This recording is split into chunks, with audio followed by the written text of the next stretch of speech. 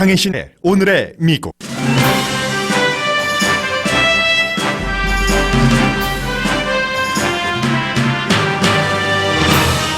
주한미군을 많게는 2만 5천 명, 적게는 5천 명 수준으로 감축하는 논의를 하는 게 이르지 않다는 칼럼이 월스트리트저널에 실렸습니다. 종전선언은 트럼프 대통령 말에 따르면 지금 준비 중입니다. 문재인 행정부는 이 부분에서 상당히 조심한다고 월스트리트저널이 보도했습니다. 트럼프 대통령이 북한에 대한 최대 압박이란 말을 쓰지 않겠다고 밝힌 뒤 중국과 북한과의 무역 거래가 크게 확장되고 있다고 뉴욕타임스가 보도했습니다. 동남아시아 국가들도 미국 때문에 조심했던 북한과의 경제 거래를 다시 시작했다고 워싱턴 포스트가 전했습니다. 캘리포니아주를 포함한 7개 주, 8개 주입니다. 예비선거 치러지고 있습니다. 특히 캘리포니아주 오렌지 카운티 3군데 지역구 연방 하원의원 선거는 민주당이 다수당이 될 수 있는지가 달려있어 전국에서 주목합니다. 많은 사람이 스타벅스의 하워드 슐츠와 애플의 팀 쿡을 쳐다봅니다. 스타벅스를 양심과 돈이 함께 갈 수 있는 기업으로 키운 하워드 슐츠는 대통령 후보 출마를 포함한 제2의 인생을 설계하려고 회사를 떠납니다. 애플의 팀 쿡은 자신도 휴대폰을 너무 자주 쓴다면서 아이폰의 사회적 책임을 강조합니다. 페이스북을 간접적으로 비난하면서입니다. 켄터키주 고등학교 졸업생 대표가 연설에서 트럼프 대통령이 한 말을 인용했을 때 학생들은 발을 구르며 좋아했습니다. 그러나 트럼프가 아닌 오바마가 한 말이었다고 밝히자 반응은 차가워졌습니다. 트럼프 대통령이 국가가 울려 퍼질 때 일어서지 않았다는 이유로 슈퍼볼 챔피언팀 필라델피아 이글스의 백악관 방문을 취소했습니다. 팍스뉴스는 무릎 꿇은 선수 사진을 보여주면서 대통령의 입장을 대변했는데 그 사진은 기도하는 사진이었고 이글스 팀원은 18번 경기 동안 국가가 연주될 때 한 번도 무릎 꿇지 않았습니다. 미스 USA가 수영복 심사와 굿바이 했습니다.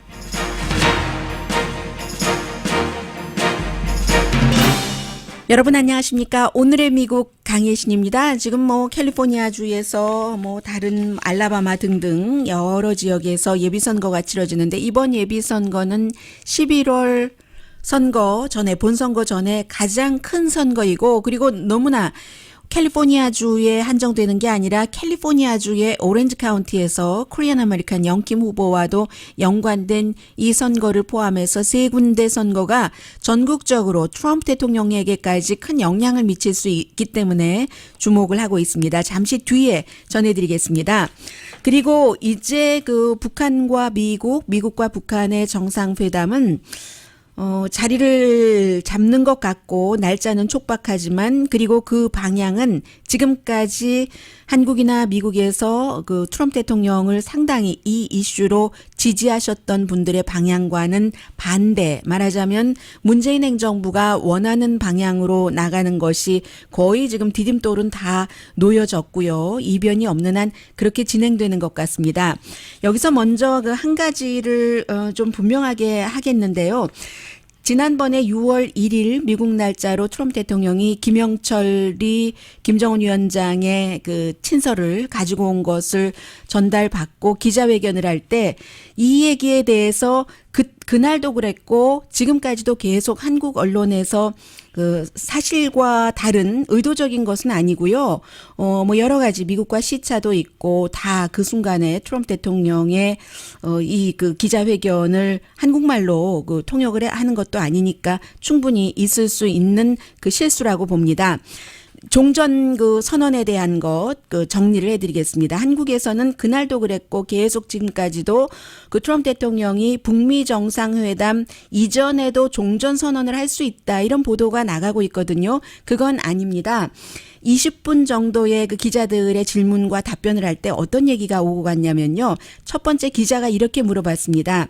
이번 정상회담 6월 12일에 한국전을 끝낼 뜻이 있는가라고 기자가 물어보자 트럼프 대통령이 Well, we could 이렇게 얘기를 하면서 That could happen. 그 일이 일어날 수 있다. 반복했어요. That could happen. 그리고 우리가 그 부분에 대해서 말했다. 그건 이제 김영철과 얘기를 했다는 거예요. 이제 기자회견 하기 전에. 그러니까 기자가 Tell us more. 더 많이 얘기 좀 해주세요. 좀 더 얘기해 주세요. 하니까 트럼프 대통령이 전쟁을 끝내는 것에 대해서 말했고 너무 오래되지 않았는가 70년 그리고 그런 것이 가능성이 있다. 선언문에 뭐 서명을 하는 것도 굉장히 중요하다. 역사적으로 중요하니까 두고 보자. 한국전 끝내는 대화를 했다. 이제 트럼프 대통령이 뭐 스크립 있고 한 것이 아니니까 말이 중복됩니다. 한국전 끝내는 것에 대해서 대화를 했다는 게 믿겨지는가? 70년 이런 얘기를 했습니다. 또다시 기자가 질문을 해요. 그러면 그런 것을 그 준비를 하려면 어떤 그 다큐멘트가 준비가 돼 있는가? 서류가 준비가 됐는가? 이미 아니면 지금 그 서류를 전쟁을 끝낸다는 서류를 준비하고 있는가? 그 being prepared or been prepared, has been prepared 이렇게 물어봤습니다. 이 부분에 대해서 트럼프 대통령이 well 이번 미팅 전에 거기에 대해서 논의할 것이다. 그러니까 종전에 그 서명하는 그런 뭐 그 협정이 아니라 그 선언문 자체는 만들 수 있잖아요. 그러니까 그런 것을 만드는 서류에 대해서 미팅에 가기 전에 토의할 것이다. 판문점에서 뭐 지금 하고 있겠죠. 해서 이게 최종적으로 결정이 될지 안 될지는 모르겠습니다만은 그렇게 말을 했습니다. 아마 요 부분만 보고 그 회담 전에도 이 그 전쟁이 끝났다라고 선언할 가능성이 있다라고 그 한국에서는 한 것 같아요. 그게 아니라 회담하기 전에 그럴 일은 없을 것 같고요. 트럼프 대통령의 말에 따르면 트럼프 대통령이 I think 하면서 그 미팅에서 뭔가가 나올 거다 하니까 기자가 또 물어봅니다. 중국도 그럼 참여합니까? 뭐 그런 선언문에 하니까 대통령이 나는 시진핑과 좋은 관계인데 아주 좋은 사람이고 그레이트하고 원더풀하고 중국을 사랑하는 사람이고 중국은 긍정적인 결과를 보고 싶어 할 것으로 생각합니다. 그러나 중국은 중국을 위해서 최선을 원하고 I think 중국과 시진핑 무슨 일이 일어나는지 보기를 원한다. 뭐 이런 식으로 대통령이 얘기를 했으니까 이 종전선언의 준비는 지금 하고 있는 것으로 보이고요. 그것을 무슨 미팅이 시작하기도 전에 종전선언부터 한다. 이건 좀 아닌 것 같습니다. 그 부분을 정리를 했고 제가 왜 이 말씀을 드리냐면 오늘 그 월스트리트저널이 한국은 그 대통령이 얘기한 이번 미팅에서 적어도 그 종전 선언까지는 조약은 아니더라도요. 조약은 이제 확실한 것이니까 이제 그 휴전 그 조약을 했었던 중국이 들어가야 되는 거고 선언까지는 중국이 없어도 할 수 있는 거니까는요. 그래서 이제 이게 그 선언과 그 조약은 다르잖아요. 조약은 그 트리디고 그래서 이제 월스트리트저널이 미국 대통령은 이렇게 얘기했지만 한국에서는 공식적으로 여기에 대해서 그 언급하기를 상당히 좀 조심스러워하면서 모니터한다 하는 정도만 얘기를 하는데 아마 그 중국 때문에 그런 것 같다. 이미 4월 달에 남북 정상은 종전 선언에 동의하지 않았는가 이렇게 얘기를 하고 있습니다. 그리고 이제 뭐 종전 선언이라고도 하고 평화 선언이라고도 뭐 할 수 있겠는데 이 평화 선언이라는 게 문재인 행정부의 정책 목표다라고 얘기를 하고 있습니다. 얼마 전에요. 그 잡지 애틀란틱에서 이제 문정인 그 특보 그리고 그 천영우 전 그 이명박 대통령의 이제 국가안보보좌관 이 두 사람이 다 그 문정인 특보는 그 Foreign Affairs에서 먼저 그 얘기를 한 것 같네요. 그리고 애틀란틱과는 그 동맹 관계에 대해서 얘기를 했고요. 그래서 이 두 사람이 다 결국은 지금 당장은 아니지만 북한과 관계가 좋아지고 미국과 북한이 이제 핵 문제에 대해서 어느 정도 협상을 하고 뭔 일이 이루어지면은 결국은 주한미군 감축이라든가 뭐 한미 동맹과의 그 관계 설정 이런 것을 다시 논의를 해야지 될 것이다. 굉장히 그 한국에서도 보수가 반발이 크겠지만 해야지 될 것이다라고 얘기를 했습니다. 오늘 그 월스트리트저널에 브루킹스 인스티튜션 하면 미국에서 뭐 거의 100년 된 그 띵크탱크잖아요. 그리고 이제 띵크탱크의 성격이 있는데 이 띵크탱크는 보수이기도 하고 중도이기도 하고 진보이기도 하고 좀 다양한 시각을 내는 그 그 띵크탱크입니다. 이 브루킹스 인스티튜션의 마이클 오한론 굉장히 그 북한 문제에 대해서 많이 그 발표하는 사람인데 미군 철군 문제에 대해서 이렇게 얘기를 합니다. 아마 그 문정인 교수, 그 문재인 대통령의 특별보좌관에게 물어보면은 철군해야지 되는가? 아마도 예스라고 얘기를 할 것이다. 물론 앞에 말씀드린 전제 조건이 다 완성이 되면은요. 그리고 김정은 자체도 한미 동맹이 현재와 같은 형태면 핵무기를 포기하지 않을 것이다. 현재와 같은 형태라는 게 주한미군 계속 주둔하고 강력한 뭐 전략적 핵무기 가져다가 뭐 한미 합동 군사 훈련하고 하는 것을 얘기를 하죠. 그래서 그렇지만 북한이 남한을 겨냥하고 있는 재래식 무기도 줄인다면 미래의 한미동맹은 다시 생각을 해봐야지 된다. 이 한미동맹이라는 게 항상 주한미군이잖아요. 최종적으로 가면은. 미국이 주도하는 강한 동맹 시스템은 국제 평화와 안정에 아주 중요하고 한미동맹은 절대로 필요했습니다.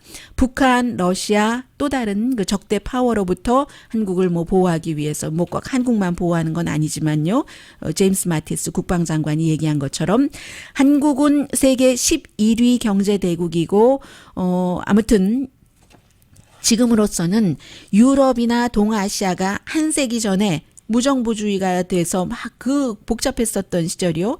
그 당시에 국가들이 너무 약하고 관계들이 단단하지 않았기 때문에 동맹이 없었기 때문에 그래서 전쟁이 일어났고 1차 대전, 2차 대전 이후에 한국이 일본으로부터 해방되긴 했지만 또 다른 혼돈 속으로 들어간 그런 것이요. 동맹이 없었기 때문에 그런 혼돈이 있었다 하면서 군사적인 부분에서 그 한국의 그 한미 동맹이라는 것은 정말 그 중요한 것이다라고 얘기를 하고 미국에도 지금 60개국 동맹국 그 안보 파트너국이 있는데 그러나 한국처럼 몇몇 국가만이 국제적인 그 군사작전에 참여를 한다고 뭐 미국 사람들에게 알려주고 있습니다.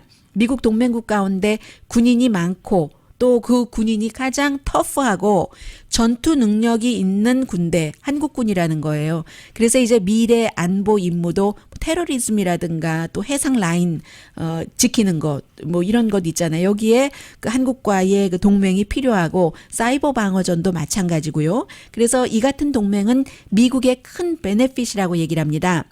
그렇다면 한국에서는 이제 그 북한과 사이가 좋아지고 북한과 미국과에도 사이가 좋아지면은 중국을 생각을 해야지 되잖아요. 물론 곧 그 한국과 중국이 싸운다는 중국이 한국을 곧 침략한다는 그럴 일은 없겠지만 한국이 최종적으로 남한과 북한이 합쳐져서 어떤 형태의 통일을 한다고 하더라도 인구를 보면 1억도 안 되잖아요. 중국 인구의 5% 정도밖에 안 되기 때문에 중국이 지금은 한국의 적국이 아니지만 대부분의 한국인들에게 물어보면은 중국을 믿고 싶다? 중국과 협력하고 싶다? 그런 그 상대 국가는 아니라는 거예요.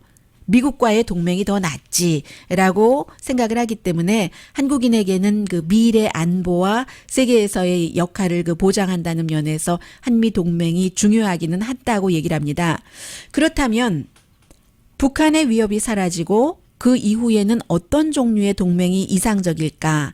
첫 번째 옵션은 동맹이라는 게 곧 그 미군을 얘기를 합니다. 그래서 첫 번째 옵션은 적절한 수준의 그 scaled back then version 주한미군 감축을 얘기를 하고 있습니다. 언제나 어떠한 때나 2만 5천 명을 넘지 않는 미국은 그 현재의 능력은 유지하면서 뭐 육군 뭐 병참 능력이라든가 공군 그 전투사라든가 공습하는 것 기지 그렇지만 그 가장 중요한 것은 한국을 방어하는 데 직접적인 역할을 한다는 의미에서 2만 5천 명을 넘지 않는 이 시나리오에 따르면 이제 그 지금은 그 북한이 위협이었다고 하면 가설적이긴 하지만 중국의 위협에 대비해서 이제 이게 첫 번째 옵션이고요. 이제 이 사람이 얘기한 두 번째 옵션, 다른 옵션은 굉장히 그 주한미군이 많이 그 줄어듭니다. 대폭 줄어들어요. 5천 명에서 그 8천 명 정도. 이 경우는 그 중국 침공 위협을 강조하는 게 아니지만 그렇지만 이제 그 다국적인 작전이요. 지역에서 그 오늘날 그 대부분 그 한국에 있는 그 미군 그 전투기 주변에서도 빨리 또 갈 수도 있고 하잖아요. 일반적으로 그 전쟁이 나면은 금방 그 이동이 가능하고 30만 개 이상의 전투기가 이동이 가능하고 하니까 이제 그 군인 그 숫자 자체는 그다지 많이 두지 않고 지금 그 육군 여단 굉장히 강한데 이것을 좀 그 몸집을 가볍게 하고 평화 임무로 돌리고 새로운 지역 평화센터 같은 걸 만들어서 이 경우에는 실제로 중국에도 어떨 때 그 보낼 수 있는 그런 정도라고 얘기를 하고 있습니다. 미 특수군은 적절한 수준으로 남기고 일부 그 해군 그 함선도 한국에 남기고 그리고 이제 미국의 이제 앞으로는 모든 것들이 로봇이나 인공지능으로 하니까 조금 더 이동이라든가 리모트 컨트롤이 좀 쉬워진다 이런 얘기를 하고 있습니다.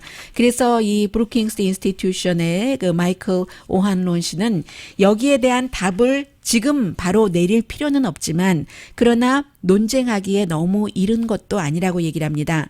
한미 동맹을 끝내라는 그 핵 협상을 하면서 우리 핵 포기할 테니까 한미 뭐 군사 뭐 주한미군 철군해라는 북한의 그 요구에 대해서 반대를 할 수도 있다. 여러 의견이 있으니까요. 그런 것을 반대하기도 너무 이른 때가 아니다. 다 이제 생각을 해봐야지 되는 때다 하는 칼럼이 월스트리트저널에 실렸습니다.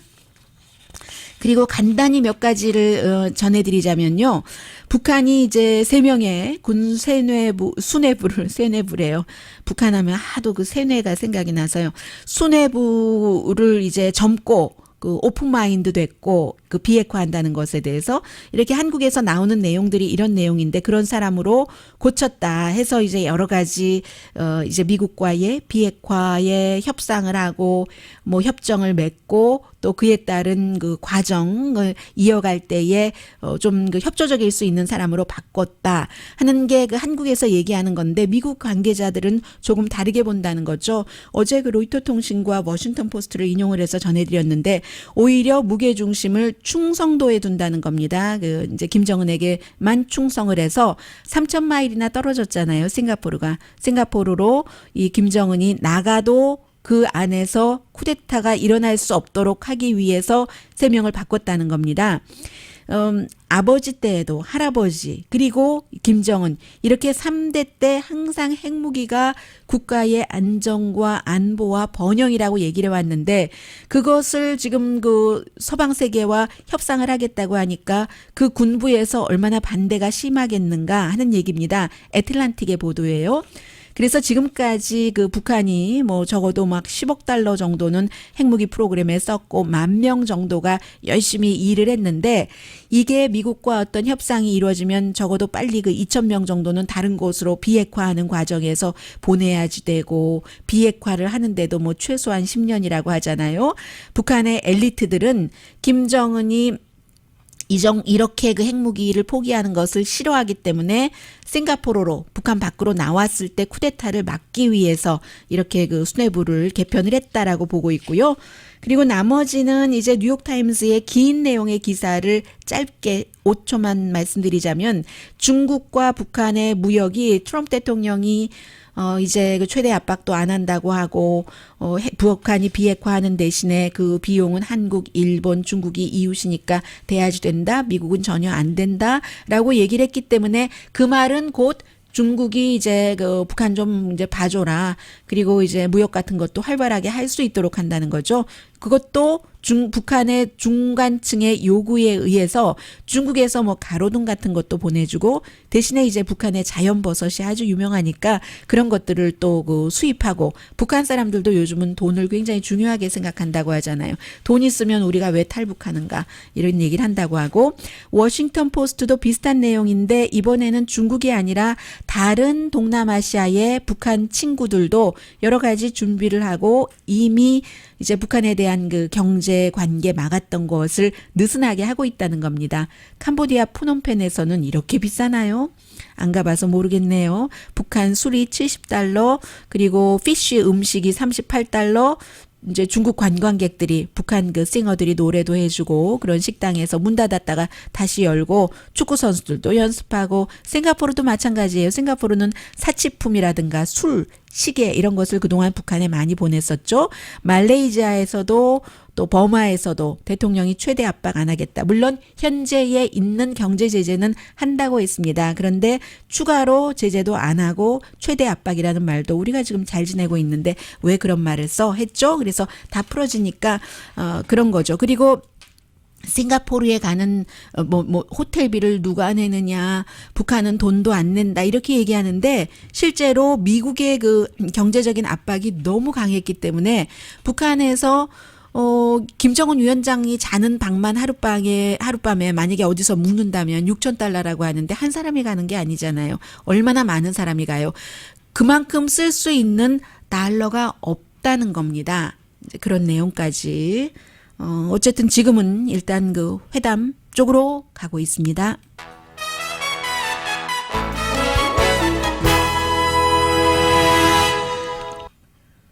잠시 뒤에는 치열한 경쟁이에요. 두 가지 전혀 성격이 다른 치열한 경쟁 전합니다.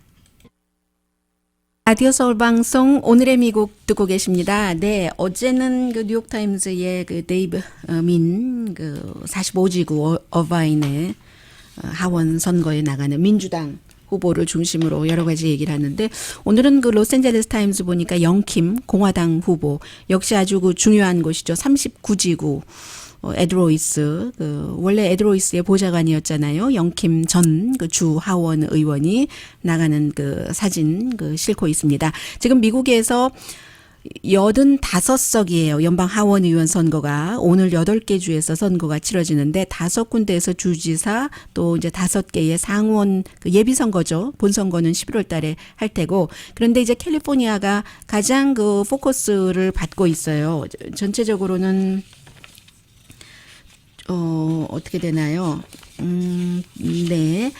알라바마, 아이오와, 뉴멕시코, 그 사우스다코타, 캘리포니아 주에서도 주지사 선거 있고요. 제리 브라운 주지사가 너무나 인기가 있어서 80세인데 이제 더 이상 안 하고 60억 달러 흑자를 냈고요. 일자리도 한 300만 개 만들었고 더군다나 기후 변화 같은 데선 세계적인 리더가 됐잖아요. 그래서 지금 부지사 이제 캘리포니아 주는 주하고 연방 선거에서는 2명 누구든지 예비 선거에서는 많은 표를 받은 사람이 51%를 받아도 본선거에 가야 됩니다. 그렇게 치러져서 게빈 뉴섬 민주당이죠. 이 부지사가 당연히 넘버 원을 하고 그리고 아마 안토니오 비아라이고사가 지금 3위예요. 여론조사로는 민주당이죠. 그리고 공화당에서 그 샌디에고에 있는 분 안녕하세요.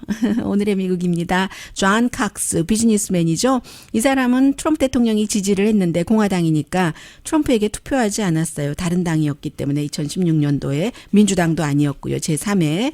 그래서 이제 그 26명인가 27명이에요. 그 투표용지를 보면 한 사람에게만 하셔야지 되고요. 북가주에서는 이제 다이언 파인스타인 연방 상원의원 당연히 그 본선까지는 가겠죠. 그런 것들이 주목이 되는데 제일 중요한 것은 뉴저지나 몬타나의 공화당 상원의원이 도전을 받고 이런 것들도 있지만 뉴저지에서도 하원 의원 있고 캘리포니아에 10개를 민주당이 지금 의석을 새로 갖기를 원합니다.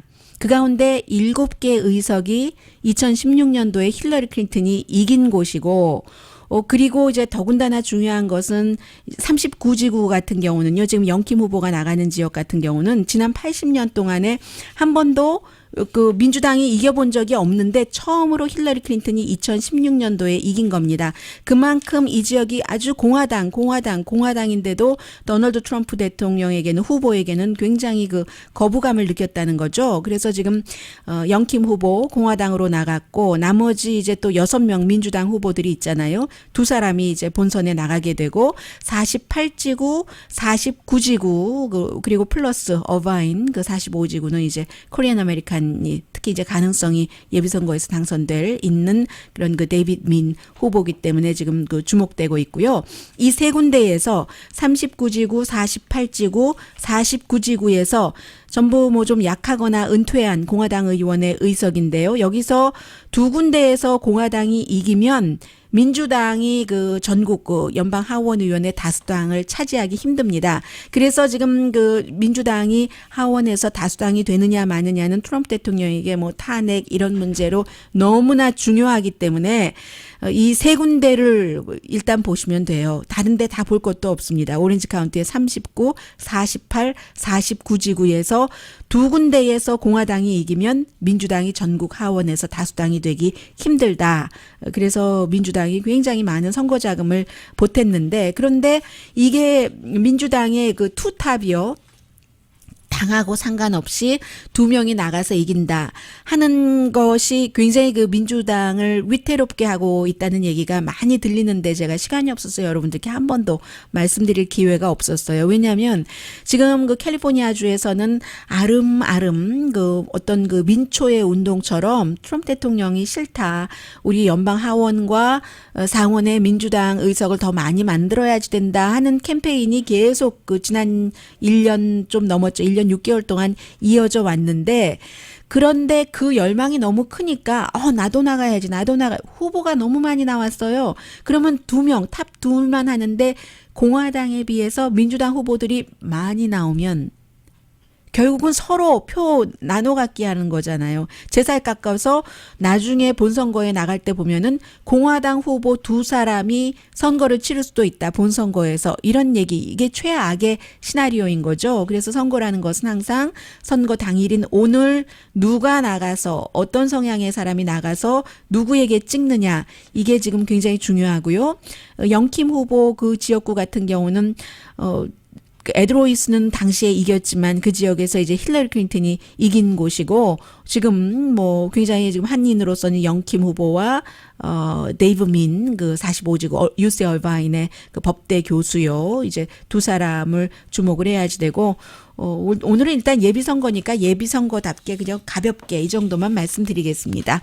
그리고 또 다른 그 선거 미스 아메리카 미스 USA죠. 트럼프 대통령이 하는 그 미인 대회는요, 했었던 미인 대회는 그 대회 아니고 미스 아메리카 있잖아요. 미스 아메리카. 이 미스 아메리카는 더 이상은 수영복 심사를 하지 않기로 결정을 했습니다. 굿바이. 빠이 수영복 이렇게 얘기를 한 거예요. 그래서 이제 그 경쟁자들 보니까 당연히 그 아주 아찔아찔한 그런 그 어떻게 저런 걸 입고 어떻게 1초라도 서 있을 수가 있을까? 꼭 민망해서도 민망해서지만 불편하잖아요. 막 저 끈으로 막 조이는 것 같고 저 살이 삐죽삐죽 튀어나오는 거를 안 보이게 하려고 배도 더 집어넣고 온몸을 더 경직시켜야지 되는데 꼭 저렇게 해야지 되는가 뭐 이런 그 보는 사람 하는 사람이야 지금 목표가 다른 데 있으니까 그런 거 신경 안 썼겠지만 그런 수영복이 이제 그 밑에 그 비키니를 안 입기로 했으니까 위에도 넉넉해졌어요. 요즘은 뭐 요가 한다던가 뭐 운동시설에 가면은 흔히 볼 수 있는 그런 정도고 밑에는요 비치 같은 데서 이제 긴 스커트를 그 밑에 그 수영복에 걸쳐 입잖아요. 그 긴 것을 짧게 잘라놓은 것과 마찬가지다. 무슨 벨리 댄스 할 때라든가 그런 비슷하게 옆에다가 이렇게 쫙 묶는 것인데 그 랩 스커트처럼 생겼는데 아주 짧은 랩 스커트 같은 것을 이제 하나를 더 입는 그런 겁니다. 그래서 더 이상은 미스 아메리카가 피지컬 그 뷰티 와는 바이한다 이렇게 얘기를 하고 있는데 더 이상 구경거리 아니다. 패전트가 아니라 경쟁이다. 컴페티션이다. 그것도 꼭 그 몸매만 보고 얼굴만 보는 게 아니라 여러 가지를 인간을 보는 뭐 얼마나 다 이게 충족될지는 모르겠습니다만은 방향은 여자로서 I like it. 옳은 방향으로 가는 거죠. 누구 좋으라고 다 벗고 그러나요?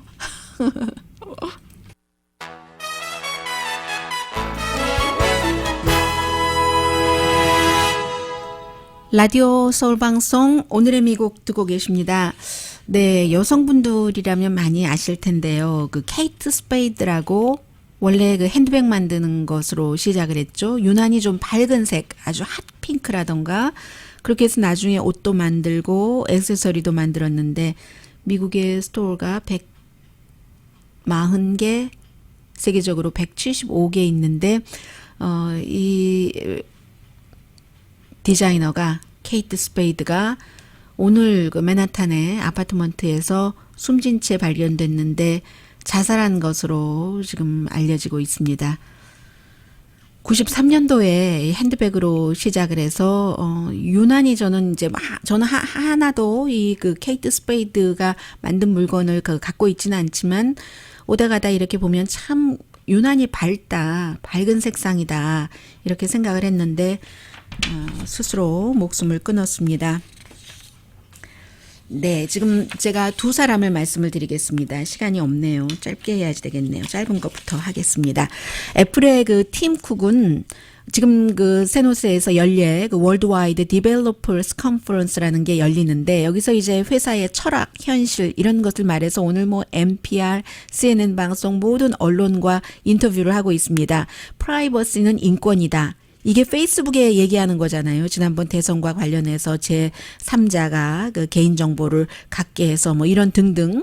우리는 그 데이터를 파는 회사가 아니라 하드웨어를 파는 회사다. 그리고 본인도 휴대폰을 너무 많이 쓴다고 얘기를 하고 부모들이 자녀의 휴대폰을 어떻게 그 관리를 할 수 있는지 뭐 이런 것에 대한 프로그램도 지금 발표를 하겠다고 하고요.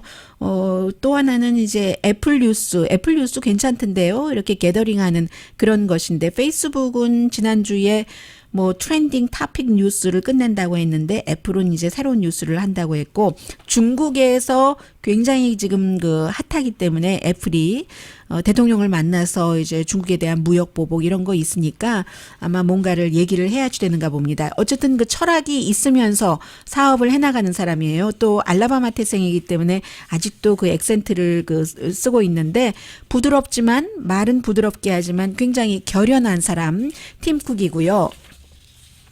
또 그 스타벅스의 하워드 슐츠 같은 경우는 제가 한국의 두 회사를 생각하면서 이 말씀을 드리는 거예요. 근데 하워드 슐츠 같은 경우는 스타벅스를 30년 넘게 본인이 원래 빌 게이츠 아버지가 변호사인데 그 빌 게이츠 아버지가 이 하워드 슐츠에게 스타벅스를 그 사도록 도와줬답니다. 1987년도에. 그래서 지금 그 시애틀에 있는 그 마켓에 있는 그 스타벅스 1호점이요. 저도 가봤지만 그 1호점에 어제 이제 하워드 슐츠가 가서 내가 여기서 시작한 곳이다라고 이제 벽에다가 뭔가를 썼는데 그 에스프레소 바도 이 그 하워드 슐츠가 직접 만들었다고 하거든요. 그래서 지금 그 한국 언론에서는 거의 이 사람이 민주당 후보로 나가느냐 마느냐 여기에 포커스를 두고 있는데 일단은 이 사람이 다음 챕터를 생각하면서 공직자도 할 수도 있지만 너무 많은 것을 받았으니까 돌려줘야지 된다. 이런 그 얘기를 했고 주식값 많이 내려갔어요. 이 사람 그만둔다고 하니까 워낙에 뭐 11개 스토어에서 28,000개가 됐고 77개국밖에 안 되나요? 주식 가치가 92년도 이후에 21,000% 올랐습니다. 그럼 그때 $10,000 주고 샀으면 지금 얼마가 된다는 얘기예요. 그런데 여러 가지 이유, 그동안의 사회적인 이슈, 동성애자 권리, 인종관계, 뭐 군인의 권리, 아버지가 군인이었는데 아주 힘들게 나중에 뭐 트럭 기사에서 택시 기사 뭐 그렇게 돈 벌고 하셨거든요. 총기협회, 학생들 빚 해서 스타벅스에서 일하는 사람들은 건강보험도 다 들어주고 이런 양심을 가지고 직원과 사회적인 책임을 지면서도 돈을 번다. 이런 것을 이룬 사람이잖아요. 직원이 35만 명이나 되는데 거의 40년을 나는 이 그린색 앞치마를 입었다. 마음이 짠하다. 그 스토어에 가서 그렇게 그 얘기를 하기도 했어요. 인간적인 운영 방식으로도 돈을 벌 수 있다 하는 것을 사람들에게 보여줬다. 그래서 92년도에 $10,000 투자했으면 지금 $200만 하네요. $10만 투자했으면 $2,000만 되는가요?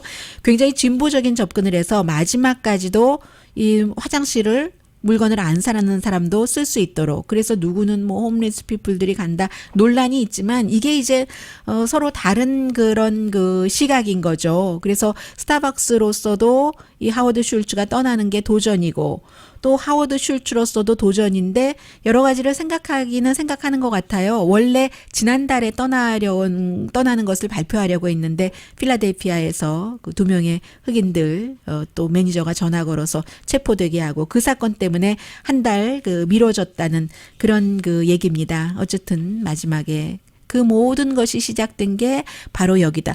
그냥 아주 캐주얼하게요. 그 벽에 매직 같은 것으로 흰색 비슷한 벽이었는데 쓰더군요. This is where it all happened.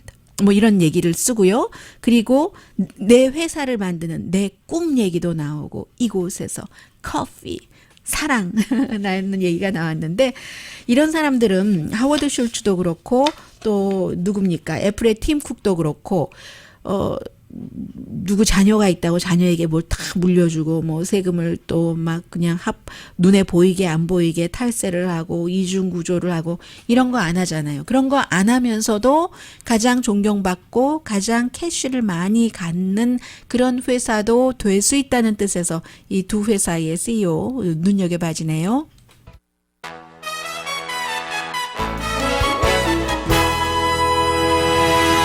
라디오 서울 방송 오늘의 미국 듣고 계십니다. 네, 원래 오늘이었나요? 어제였나요?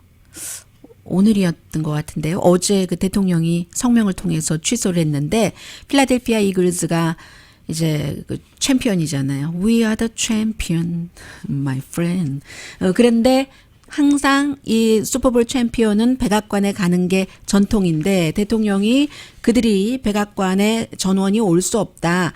대통령이 나와 의견 일치를 하지 않기 때문이다. 하는데 이 의견 일치라는 게 국가가 올려 퍼질 때 이제 무릎 꿇는 그것을 얘기를 하는 거거든요. 그런데 그 또 박스 뉴스가 계속 그 무릎 꿇고 있는 선수들을 보여주면서 이제 대통령에게 동조하는 것 같은 그 보도를 했습니다.